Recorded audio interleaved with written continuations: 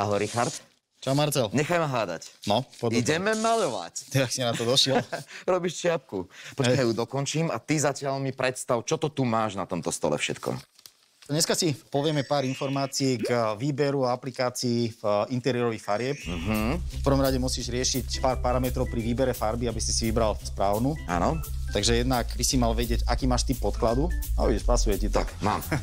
Môže to byť novostavba, môže to byť nejaká rekonštrukcia, alebo teda už stará bytovka, alebo starý dom, byt, kde musíš riešiť to, že koľko máš tých vrstiev a aká je únosnosť tej podkladovej vrstvy. Buď máš ten povrch, keď ho skúsiš nejakým spôsobom, že ti krieduje, to znamená, že vlastne ty ho napenetruješ, aby si znížil jeho nasiakavosť a zjednotil tú povrchovú štruktúru, pretože keby si to aplikoval na takýto kriedujúci podklad bez penetrácie, tak podľa toho, kde to má ako nasiakavosť, rôzne mapy by ti vznikali. Nebolo by to pekne bieučké, nebolo by to jednotné, by to niekde viacej siaklo, niekde menej. V prípade, že sa ti olupuje ten podklad, tak to už vôbec nie je vhodné na natieranie. Vtedy to musíš zoškrabať. Taký doporučený maximálny počet vrstiev je 5 nátierov na sebe. Viacej by si už nemal pretierať, lebo by to mohlo dosť nejakom popraskaniu. Vtedy už vlastne tiež tú vrstvu musíš dať nejakým spôsobom dole. Čiže toto je o podklade. Penetrácie sú aké? Máme tu nejakú penetráciu na ukážku? Penetrácia je vlastne vodoriediteľné napúšťadlo, ktoré vlastne zvyšuje povrchovú pevnosť, znižuje vsavosť a tým vlastne zabezpečuje rovnomerné krytie. Prvý krok je vlastne pri tej starej omietke naniesť tento penetračný nátier. Keď sa bavíme o novostavbe, takisto. Ty napríklad v novostavbe nemôžeš na čerstvú omietku vôbec nič nanášať. Tam pri sádrovej omietke môžeš počkať týždeň, ale pri vápeno-cementových omietkach tam musíš počkať minimálne mesiac, keď nie 2. Tak nepočkám, čo by sa stalo. Vieš čo, nie je to úplne vyzreté a zase ti tam môžu vzniknúť nejaké mapy. Takže aké tu máme farby? Treba si povedať teda, že ako ich delíme a s akými parametrami. To sú nejaké piktogramy, hej? Máš tu nejaké základné informácie. Výborná otierozdornosť. Môžeš mať farby, ktoré sú otierozdorné, ale ktoré sú aj umývateľné. Čo už je vyšší level. Čiže sú určite umývateľné, lebo ja už som sa zabebral. Tak bohužiaľ.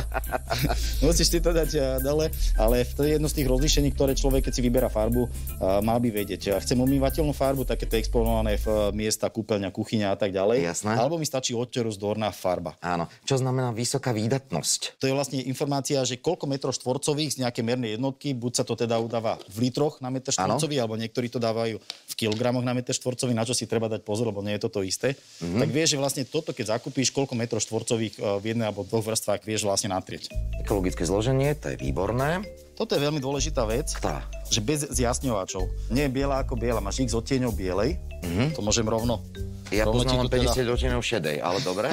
No vieš čo, ja tu mám, keď sa bavíme o tom, tak ja tu mám 2, 4, 6, ja tu mám 7 odtieňov len bielej. Hej, ja vidím len bielu. Pre teba, ale tá bielosť je vlastne celé o tom, že akú má kryciu schopnosť tá farba. Čím vyššia krycia schopnosť, čiže viacej je tam toho bieleho pigmentu, týmto lepšie kryje, to znamená, že menej vrstiev nátierov musíš dávať cez seba, aby si to mal 100% kryté. Na druhej strane niektoré farby môžu mať v sebe optické zjasňovače, čo znamená, že na prvý pohľad sú ešte výraznejšie, také intenzívnejšie, bielejšie, ale práve časom, vplyvom UV žiarenia, nejakou oxidáciou, tieto vlastne vyblednú, môžu ti to buď zblednúť, zošednúť alebo zožltnúť. Fíha, až tak, takže dôležitejšie je mať farbu bez optických zjasňovačov a s vyšším objemom bieleho pigmentu, čiže vyššou krivosťou alebo krycou schopnosťou. Ale čo keby som chcel napríklad mať zlatú izbičku? No, tak panečku, ty si nejakú rozprávku čítal včera, ne? O zlatej izbičke, vieš čo? Máš dve možnosti, samozrejme ako základom je tá biela farba, ale buď si vieš kúpiť už natónované farby v tom odtiene, ktorý ti pasuje do izby.